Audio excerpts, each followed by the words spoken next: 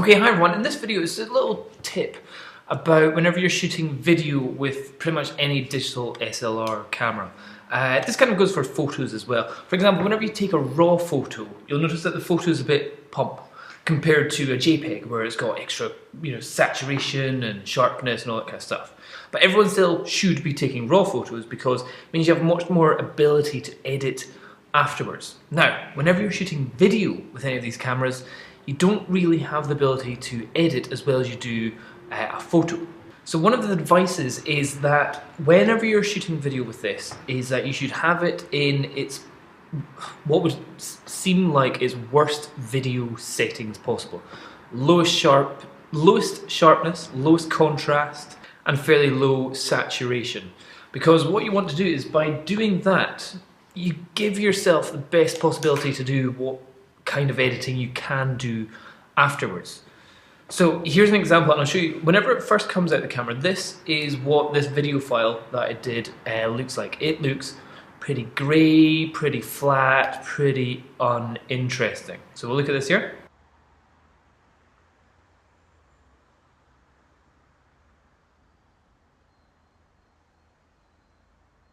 Okay, so just a simple pan shot of a house on an overcast, cloudy day.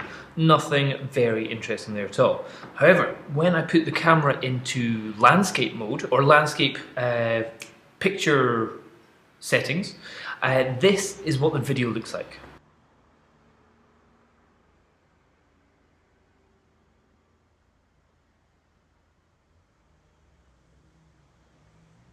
So instantly, I bet you're all thinking, that looks so much better. It looks sharper, more colourful, better. It just looks better in every way. And I would agree. If it was just if I had a choice of that or that, I know exactly which one I would go for. I'd go for the landscape setting. However, with the landscape setting, because it's already had the saturation, the sharpness, and the contrast already added to it, there's nothing that I can really do to enhance that image in any way or change it to the way that I'd want it to. For example, you can already see that because the contrast is a lot higher, more of this area in the building is pretty much blown out. Now, if we go back to the grey dull one, there's much more potential detail there. So what I've done is just to show you a little example of when I've edited the video, this is what it looks like now. This was that grey boring one.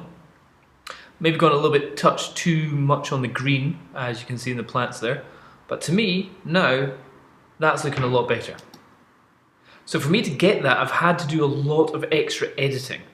But with that extra editing, I've managed to keep a little bit of the extra details in there. So for example, if we go back to the previous one, if we look closely up in this area of the building, that just becomes a bit of a mush, pretty difficult to see. If we look at it in the new version, we can clearly make out the bricks. And for me, this is a much more realistic colour of the bricks. However, the greens, I'd probably say, yeah, they look a little bit too saturated. So what I've done is, I'll show you here, is that I've added sharpness up to 5. So quite a lot of sharpening needed. It's better to do the sharpening afterwards. It helps lower moire, or moire. Can't remember how you pronounce it. Is the kind of funny lines that you get in high definition, like if you have fabric, which has lots of little lines in it, you get funny materials. Look at people on TV, they never wear kind of silk shirts. Anyway, you know what I mean. So I added some sharpness, and so that's it beforehand. And then what we'll do is I'll show you each of the individual things which I added in. So the first correction that I did was a little bit to the sky. Now, this one you probably didn't even notice, but the sky up here, I've actually just given that a tiny little bit of a blue colour to it. In fact, I could even just give it a little bit more saturation, and there, that gives it a bit more of a blue. Now, the blue there kind of looks a little bit out of place because I haven't added the colours to the rest of the image. The next one is this area. So this is the kind of browny colours. And again, that was just a little bit of an increase in the saturation in the kind of mid-tones and in the totals. The next correction was the green. So what I do is that I take the colour pointer, I place it over the green, and try and not get all the other things that it might be also green. So I'll just do that. And then in here, The exposure, I might just bring down the top bits, yeah, just so it's a little bit there.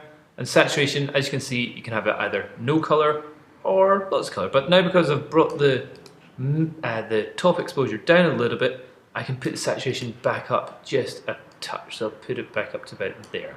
Colour correction number 5 is again something which probably doesn't even notice, but I thought this orangey brick was a little bit too orange. So I just brought in a colour correction there and just brought the saturation down just a touch. See, if I have it down there, goes grey, there goes, ooh, wow, we're using orange bricks it seems. So just brought that down just a touch. You know, that's all that it is. But that's really pretty much all that you've got the ability to change. And lastly, it was pretty much my contrast here. So if we go back to this one, the exposure, I brought the darks down to -8 and the highlights up to +4. And to me, that looks like a better image than what was the in-camera edited image, which now when I look back at it, I go, I'm glad I didn't stay with that. So that's the kind of editing which I'm doing, and that's why when you originally shoot, it may look duff, and that's why you've got to edit your video just as much as you edit your photos. Hope that helps. Cheers, bye-bye.